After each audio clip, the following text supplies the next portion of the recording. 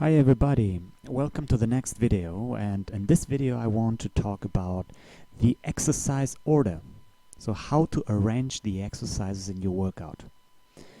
Once you have selected the weight training exercises you will perform during each of your workout, the next decision that you need to make is what order to perform them in.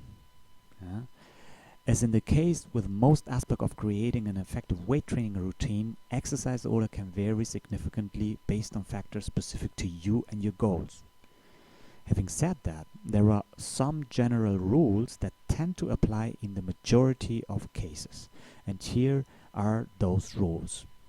The general rules of exercise order, which apply for most people most of the time. This proper exercise order can be summed up in one simple sentence. More demanding exercises should be performed before less demanding exercises.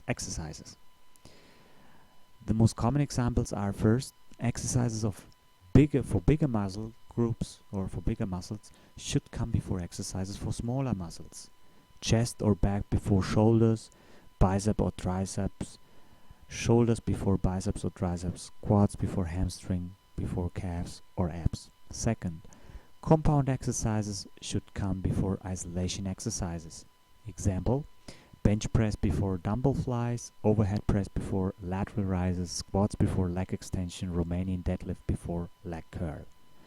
Third, free weight or body weight exercises should come before machines, so squats or deadlifts before leg presses, barbell bench press before incline machine press, pull-ups before chest supported machine rows. As I mentioned earlier, there are plenty of times when it might make sense to divide slightly from these rules based on various individual factors, but in general these rules should apply in most workout routines.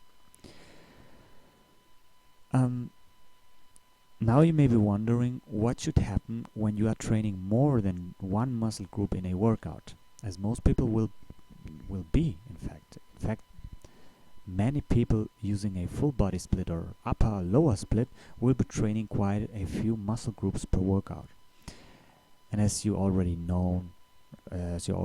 learned in Rule 1 above, exercises for bigger muscle groups should come before exercises for smaller muscle groups. This is easy when it comes down to obvious stuff like training chest before tricep or quads before calves.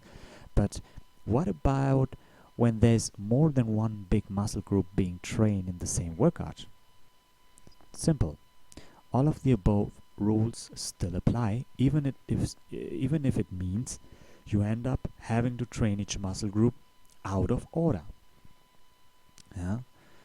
Instead of doing all of the exercises for the same muscle group back to back, and then doing all of the exercises for the next muscle group back to back, you might do an exercise for muscle A, then muscle B, then muscle A again. This is perfectly fine and perfectly normal and should happen to ensure you are performing your exercises in their normal order.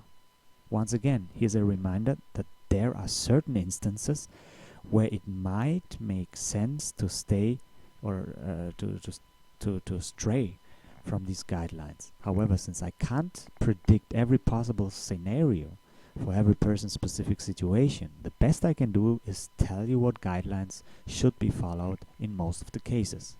And in most of the cases, these are the rules of exercise order that should be followed in the majority of the time.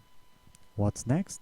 Now that you know what order you will perform your exercises in during each workout, it's time to figure out how long you should rest between each set of each exercise. We will do that in the next video, so have a nice day.